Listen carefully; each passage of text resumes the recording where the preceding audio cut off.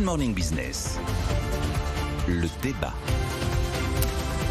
Voilà, les questions sous-jacentes, évidemment, c'est est-ce qu'on va classer le nucléaire dans cette taxonomie, Nicolas Dose? Taxonomie, c'est pas les taxes, c'est le panier global. C'est sciences naturelles à l'origine. Classification. Voilà, classification, c'est pas de la fiscalité. Toute la question, et on se la pose depuis plusieurs semaines, est-ce qu'on met le nucléaire? Alors, la taxonomie verte de l'Union européenne a un objectif. C'est quoi une énergie propre? Pas une énergie qui produit des déchets ou une énergie qui peut éventuellement provoquer des risques en cas de séisme, mais une énergie propre par rapport à la question du réchauffement climatique et donc des émissions de gaz à effet de serre, ouais. Et donc de du carboné ou pas carboné. C'est quoi une énergie propre qui permet de réaliser la transition énergétique? C'est la neutralité carbone 2050. Et là, il y a grande bagarre. Effectivement, pour l'instant, on a écarté la question du nucléaire et du gaz naturel parce qu'on n'arrive pas à se mettre d'accord. Alors on nous a dit, on va peut-être les qualifier d'énergie de transition pour les mettre quand même sans les mettre. Histoire de dire, on les met tant qu'on n'a pas trouvé d'alternative parfaite et définitive pour le charbon.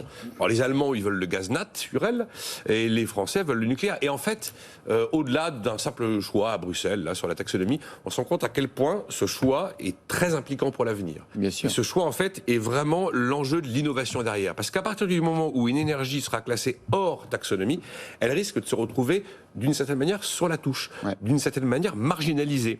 Parce que l'investissement privé va aller mécaniquement s'aligner sur cette taxonomie. Deuxième élément clé, c'est que les critères seront exactement les mêmes pour la Banque européenne d'investissement, la BEI, qui dans ses choix futurs d'accompagnement de projet va s'aligner sur cette taxonomie. Idem pour les aides d'État, qui d'ailleurs devraient même être contraintes de ne pas exister hors alignement de cette taxonomie. Donc là, vous vous rendez compte, tout cet univers de financement du monde de demain qui se retrouve complètement corseté par ce choix politique là dans l'après-midi. Après, toutes les entreprises dont plus de 5% du chiffre d'affaires est lié à l'activité nucléaire, ne pourront par exemple pas utiliser le futur label européen Ecolabel. Mais c'est pas neutre du tout. Enfin, imaginez une entreprise comme EDF, une entreprise comme Engie même. Je parle même pas de Total. Après, les secteurs manufacturiers qui sont grands consommateurs d'énergie nucléaire, vont se retrouver pénalisés. Vous prenez le secteur du papier en Finlande, je peux vous assurer que si le nucléaire n'est pas dans la taxonomie de Bruxelles, derrière, leur compétitivité et leur avenir économique est sacrément menacé. Et puis, il est clair qu'une exclusion du nucléaire, et là, vous prenez le dernier rapport du CCR, c'est le Centre commun de recherche, qui est un centre lié à la Commission de Bruxelles, qui est là pour réfléchir sur les questions de science et les questions de la connaissance. Et il considère très clairement qu'après examen de tous les éléments concrets, il n'y a aucune raison technique d'exclure le nucléaire de la taxonomie européenne. Donc s'il est exclu, ce sera uniquement le résultat d'une décision politique, mais pas d'une décision rationnelle dictée par ce que l'on sait des choses. Jean-Marc Daniel, la guerre des énergies. Oui, ce que je trouve intéressant, effectivement, c'est que c'est une guerre des énergies. C'est-à-dire c'est un problème qui est politique. Normalement, au départ, ça devrait être un enjeu juridique. On définit quels sont les droits et les obligations des entreprises. Le vocabulaire utilisé est économique. Taxonomie, c'est un mot qui arrive des sciences naturelles, mais enfin, c'est une des 5 hypothèses de la concurrence pure et parfaite. La taxonomie, c'est l'homogénéité qui est le deuxième principe de la pureté. Si on demandait, quand je demande à mes étudiants qu'est-ce qui est pur et qu'est-ce qui est parfait dans la concurrence, ils ne savent pas. La pureté, c'est la taxonomie qui permet de savoir si la concurrence est pure ou pas, mais pas forcément parfaite. Et ensuite, le problème, donc vous avez un enjeu qui devrait être juridique, un discours qui est un vocabulaire qui est économique, et en réalité, une démarche qui est purement politique. On le voit bien, c'est-à-dire les lobbies sont en action. Le véritable enjeu, ça devrait être de définir un prix du pétrole, à la fin de tout ça, un prix du carbone, la capacité à rendre effective une taxe carbone et une action qui pousse les agents économiques à moins consommer de carbone. Or, celui qui est en train de résoudre le problème de la taxe carbone, en ce moment, c'est plutôt l'OPEP. C'est-à-dire, les gens ne se mettent pas d'accord avec simplement un objectif qui est un objectif d'augmenter les prix. Mais là aussi, à l'OPEP, on s'aperçoit que l'enjeu politique est en train de modifier la stratégie économique de l'OPEP. C'est-à-dire que Abu Dhabi et Riyad et Jeddah ne sont pas d'accord sur la façon de traiter le problème. La Russie, qui n'était pas là à la création de l'OPEP, était devenue un élément clé du dispositif.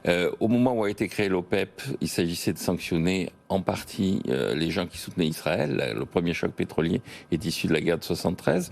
Maintenant, les États-Unis, qui soutiennent toujours Israël, ne sont plus un enjeu sur le plan de l'OPEP. Israël, le ministre des Affaires étrangères d'Israël était à Abu Dhabi récemment, qui est le pays qui est le plus en pointe dans le combat sur l'OPEP. Et le véritable pays qui se considère comme sanctionné, c'est l'Inde, qui est en train de faire pression sur l'Arabie Saoudite pour éviter que les prix du pétrole n'augmentent trop. Donc, il y a dans tout ça un panier de considérations politique, un discours qui se veut économique et une réalité qui devrait être juridique, avec comme conclusion, c'est que plutôt que de se réunir et tout ça, on devrait, une bonne fois pour toutes, mettre une taxe carbone pour lutter contre le réchauffement climatique. C'est le rapport Blanchard. Pour le coup, la taxe carbone, elle avantagerait le nucléaire. Hein. Absolument, Bah oui. absolument. Mais il faut l'assumer. À un moment donné, quelque part, il faut dire, il faut être logique, il faut être cohérent. Ce que l'on veut, c'est lutter contre le réchauffement climatique. Dans la célèbre taxonomie en question, il y a 6 objectifs derrière. Les objectifs, c'est des objectifs climatiques. Il faut bien rappeler que le nucléaire est davantage décarboné que même aujourd'hui les énergies renouvelables. Bah, c'est zéro émission, le nucléaire. On émet de la vapeur d'eau. On n'est pas exactement du zéro émission, pas vraiment du zéro émission, mais on est un peu en dessous. Une fois qu'on a construit, on consomme du carbone pour faire le ciment. Pour faire et tout ça. le ciment. Après, c'est fini. Oui, il faut rappeler que ce qui sort des énormes, parce qu'on vous met toujours C'est en de la photo, vapeur d'eau. on vous met en De la photographie vapeur d'eau. les grandes tours avec de la fumée. Ah, c'est de la vapeur d'eau. Merci Jean-Marc Daniel, Nicolas Dose.